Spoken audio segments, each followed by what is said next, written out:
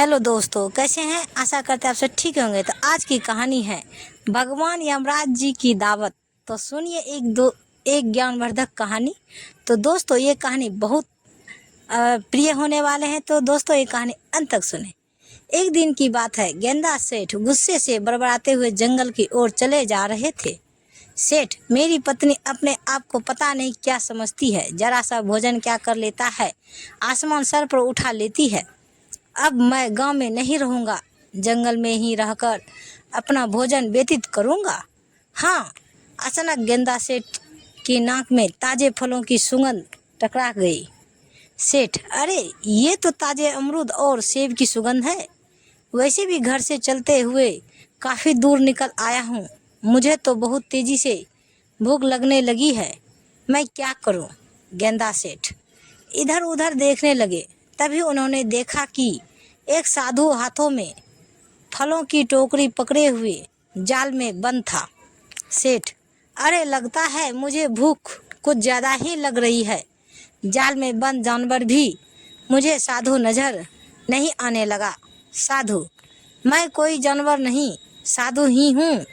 सेठ, अरे साधु महाराज, ये तो आप ही हैं, लेकिन आप इस जाल में कैसे बंद हुए? साधु, ये किसी शिकारी की करतूत है। जरूर उसने ये जाल जंगली जानवर को पकड़ने के लिए फेंका होगा। सेठ, और गलती से इसमें आप फंस गए और शिकारी आपको ले जाकर क्या करेगा भला? आपको बाजार में कौन खरीदेगा? साधु, मूर्ख, बकवास बंद करो और मुझे इस जाल से आज़ाद कराओ। सेठ, जरूर साधु महाराज, लेकिन वो क्या है? मुझे भूख बहुत लग रही है। आप उसके बदले में क्या अपनी टोकरी के सारे फल मुझे खाने को देंगे? साधु, क्या? ये तो बहुत सारे फल है, क्या तू सारे फलों को खा जाएगा? सेठ, साधु महाराज, आपके ये फल मेरी भूख तो नहीं मिटा पाएंगे। हाँ, लेकिन फिर भी मेरे पेट में जरा सा वजन बहुत पहुंच जाएगा और थोड़ी सी ताकत आ जाएगी। साधु, ठीक है, जल्दी से मुझे इस जाल से आज़ाद कराओ। साधु की बात सुनकर गेंदा सेठ खुश हो गया और उसने उस जाल को जमीन से उखाड़ दिया। साधु आज़ाद हो गया। साधु, तो तूने मुझसे फल मांगे हैं, लेकिन तूने मेरी मदद भी की है। ये लो, ये सारे फल जाकर इन्हें आराम से बैठकर खा लेना। सेठ, अरे साधु महाराज, इतने फल तो मैं खड़े खड़े ही निपटा लेता हूँ। इतना कहकर गेंदा सेठ सारे फल बड़ी फुर्ती से खा गया। साधु, लगता है तुझे भोजन से बहुत प्यार है। मांग, क्या मांगता है? सेठ, मुझे और क्या चाहिए? मुझे तो बस बहुत सारा भोजन चाहिए। साधु, भोजन के अलावा भी बहुत कुछ है। सेठ, आप तो बहुत पहुँचे हुए साधु लगते हैं। आप मुझे कोई ऐसा वरदान दीजिए जिससे भोजन मुझसे कभी भी अलग ना हो। साधु गेंदा सेठ की बात सुनकर जोर जोर से हंसते हुए बोले, जा, मैं तुझे वरदान देता हूँ। अधिक भोजन मनुष्य की जान ले लेता है, लेकिन तेरे साथ इसका उल्टा होगा। जब तक तू भोजन खाता रहेगा तब तक तू सुरक्षित रहेगा। भले ही चाहे यमराज तेरे सामने आ जाए, भोजन खाते में वो तुझे अपने साथ नहीं ले जा सकते। इतना कहकर साधु महाराज वहाँ से चले गए। मगर साधु महाराज का वरदान गेंदा सेठ के दिमाग के ऊपर से निकल गया। सेठ, ये कौन सा वरदान हुआ? मेरी तो कुछ भी समझ में नहीं आया। एक काम करता हूँ, घर पर जाता हूँ। मुझे घर से नाराज होकर आना ही नहीं चाहिए था। अपनी पत्नी को मना लूँगा। मुझे बहुत तेज़ी से भूख लगने लगी है। गेंदा सेठ सीधा अपने घर की ओर गया। मगर गेंदा सेठ नहीं जानता था कि यमराज और चित्रगुप्त में उसी को लेकर बहस चल रही थी। यमराज, लाओ चित्रगुप्त, पृथ्वी पर उन इंसानों की लिस्ट मुझे जल्दी से दो जिनकी आत्माओं को आज मुझे खींच कर लाना है। पृथ्वीवासियों को पता चलना चाहिए कि यम है हम चित्रगुप्त। ये लीजिए यमराज। यमराज चित्रगुप्त की लिस्ट को देखते हुए आश्चर्य से बोले, यमराज ये क्या? चित्रगुप्त, तुमसे कितनी बार कहा है कि तुम्हारा ध्यान कब काम से भटक रहा है। इस लिस्ट में तो सिर्फ एक ही इंसान का नाम है, गेंदा सेठ। चित्रगुप्त, यमराज ये एक इंसान बहुत से इंसानों के बराबर है, आप इसे नहीं जानते। यमराज, तो तुम ये कहना चाहते हो चित्रगुप्त की हम कुछ नहीं जानते?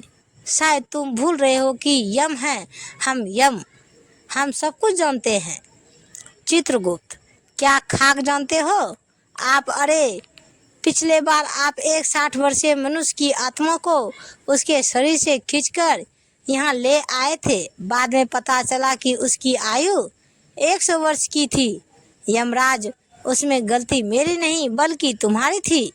चित्रगुप्त, तुम्हारा ध्यान अब काम की तरफ कम बल्कि नाचती अप्सराओं की तरफ ज़्यादा होता है। किंतु बार बार मैंने तुमसे कहा है कि अपने तो तरीके बदल लो। देखो इन इंसानों को, ये अब अपना सारा डेटा टैबलेट और कंप्यूटर में फीड रखते हैं। तुम अभी तक वही कलम और कागज का यूज करते हो। चित्रगुप्त, आपको क्या हो गया है? यमराज, मत भूलो ये पृथ्वी लोक नहीं है। यमराज, पृथ्वीवासियों से कुछ सीखना चाहिए। इंसानों ने टेक्नोलॉजी में कितनी ज़्यादा तरक्की कर ली है, तुम्हें कुछ अंदाज़ा भी है? चित्रगुप्त, वो सब छोड़िए यमराज, जाइए इस गेंदा सेठ की आत्मा को खींचकर यहाँ लाइए। इस सेठ गेंदा ने पृथ्वीवासियों का जीना हराम कर रखा है, उसे उसकी सज़ा मिलेगी, उसे नरक में रखा जाएगा। यमराज, तुम यहीं रुको चित्रगुप्त, मैं अभी कुछ देर में उसकी आत्मा उसके शरीर से खींच कर लाता हूँ और अपने हाथों से उसकी आत्मा को नरक में डालूंगा, क्योंकि गेंदा सेठ शायद नहीं जानता कि यम है, हम यम हैं। इतना कहकर यमराज वहाँ से गायब हो गया। इधर गेंदा सेठ आराम से गहरी नींद से सो रहा था। तभी अचानक वहाँ पर यमराज प्रकट हो गए। यमराज, सो रहा है मूर्ख, आंखों खोल, तेरे सामने यमराज खड़े हैं। मगर गेंदा सेठ बहुत ही गहरी नींद में था, उसके खराटे और ज़्यादा तेज हो गए। यमराज, आंखें खोल मूर्ख मनुष्य, तेरे सामने यमराज खड़े हैं। अरे मेरी आवाज़ सुनकर तो बड़े बड़े सुरमाओं को रोंगटे खड़े हो जाते हैं, मगर तू डर से मस नहीं हो रहा है? तू जानता नहीं है कि हम यम हैं, यम? गेंदा सेठ सोते हुए बोला, पता नहीं मुझे ऐसा क्यों लग रहा है जैसे कि कोई बोल रहा है कि बबल बबल कम है, हम यमराज हैं। बबल गम नहीं मूर्ख, यम है, हम यम हैं। अचानक गेंदा सेठ की आंखें खुल गई और वो यमराज की तरफ गौर से देखने लगा। यमराज, देख क्या कर रहा है मूर्ख मनुष्य, अपनी आंखों से मुझे देख कर तेरी सिट्टी बिट्टी गुम हो गई ना। अब तो तुझे यकीन हो गया कि तेरे सामने वास्तव में यमराज खड़े हैं। तेरे सामने आ गया है, अब जल्दी से मेरे साथ चलने के लिए तैयार हो जाओ। सेठ, मैंने सुना तो था कि अगर रात के समय मिर्ची की सब्जी ज़्यादा खा लो तो सोते हुए सपने खराब आते हैं। आज विश्वास भी हो गया, मुझे वो मिर्ची वाली सब्जी खानी नहीं चाहिए था। कल से मैं थोड़ी कम मिर्ची खाऊंगा, तब मुझे अच्छे अच्छे सपने आएंगे। यमराज, ये जो कुछ भी तू देख रहा है ना मूर्ख मनुष्य, वो सपना नहीं बल्कि सत्य है। तेरे सामने वास्तव में यमराज खड़े हैं।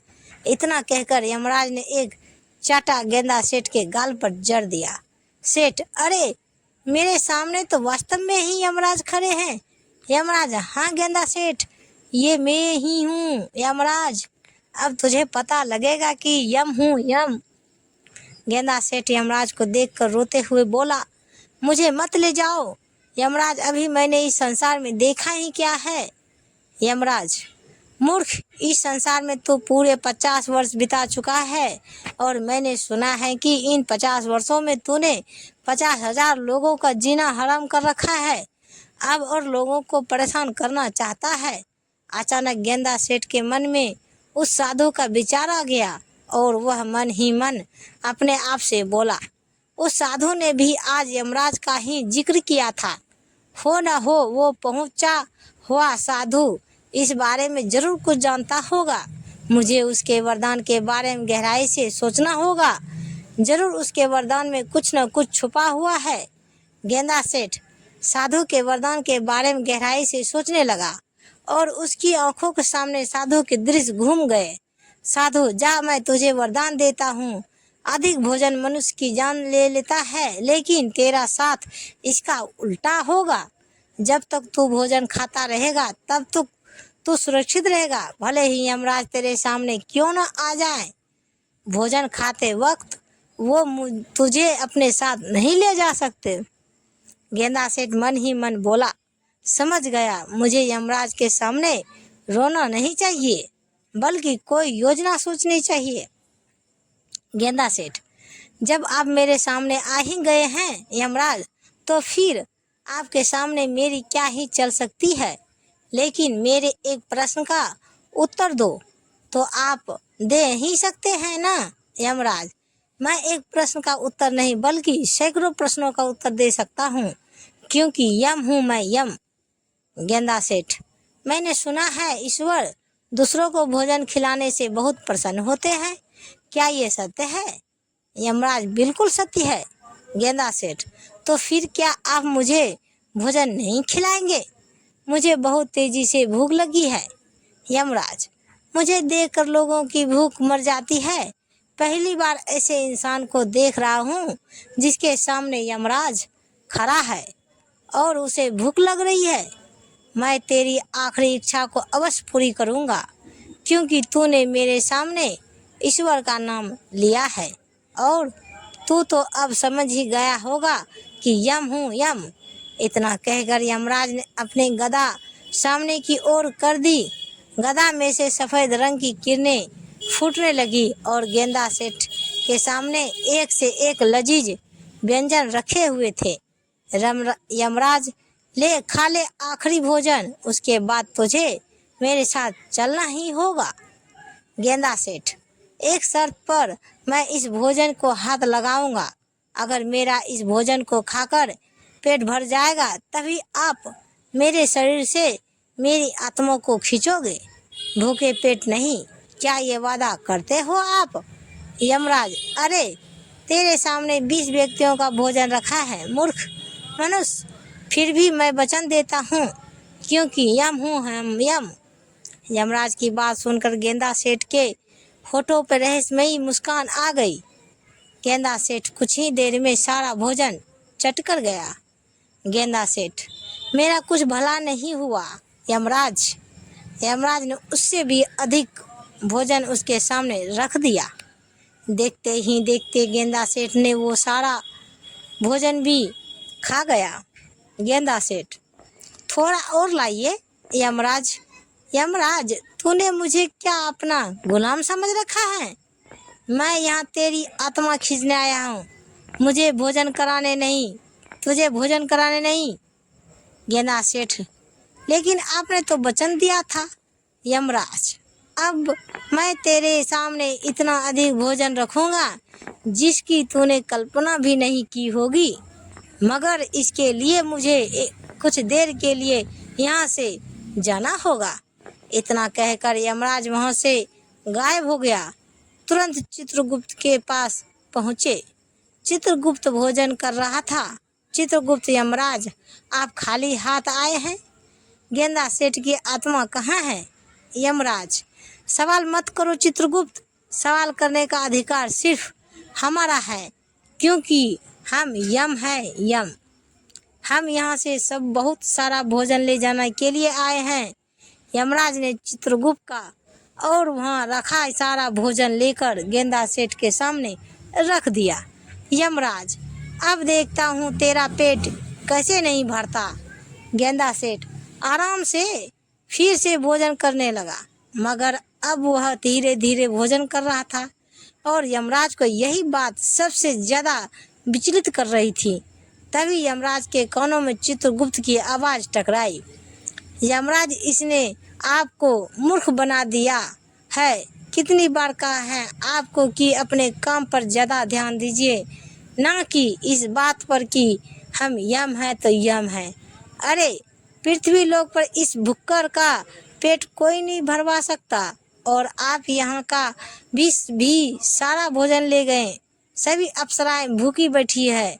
यमराज तो फिर तुम ही बताओ चित्रगुप्त, मैं इस स्थिति में क्या करूं? मैंने इसे वचन दिया है, मैं तो फंस चुका हूँ। चित्रगुप्त, अरे वचन के बाद ईश्वर से क्षमा मांग लेना और इसकी भोजन करते ही प्राण खींच लो। यमराज, शायद तुम ही सही कहते हो, मुझे इस मनुष्य ने मूर्ख बना दिया।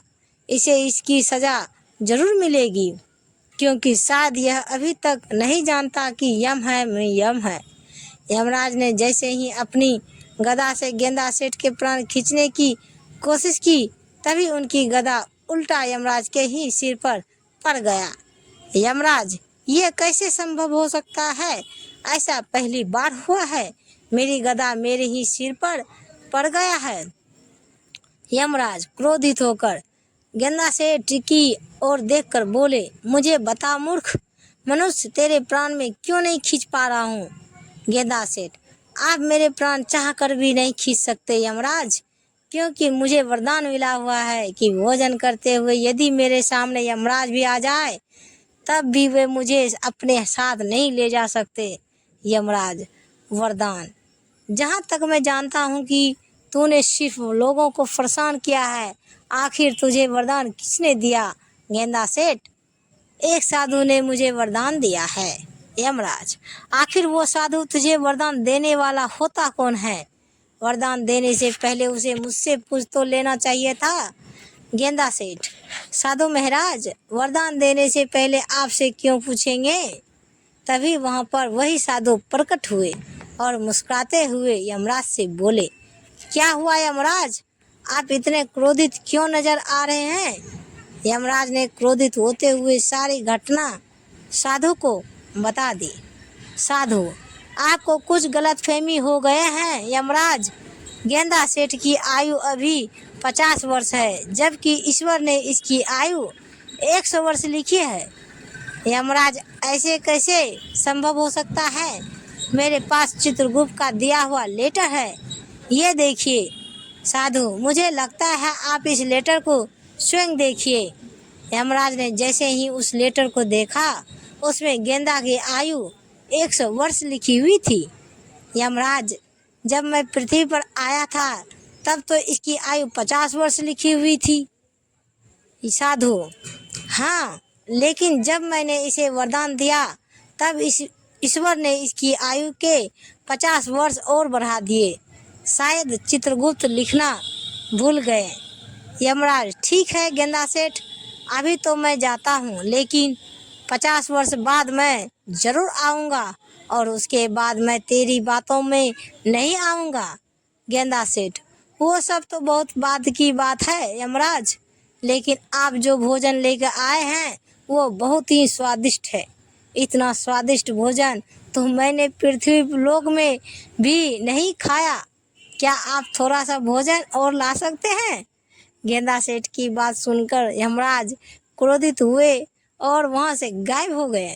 साथ ही साथ साधु भी, गेंदा सेठ, जो भी हो, इतना तो मुझे पता लग गया है कि दूसरों की सहायता जरूर करनी चाहिए।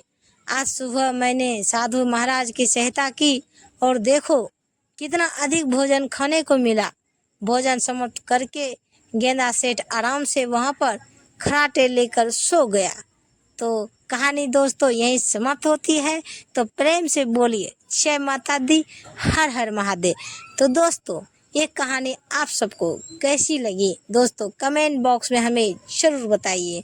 और ऐसी कहानियाँ सुनने के लिए, जैसे ज्ञानवर्धक, धार्मिक कहानी, शिक्षा प्रद कहानी, पारिवारिक मनोरंजन कहानी सुनने के लिए हमारे चैनल को सब्सक्राइब करें और वीडियो को लाइक जरूर करें दोस्तों। तो मिलते हैं अगले वीडियो के साथ, तब तक बाय बाय दोस्तों, जय हिंद।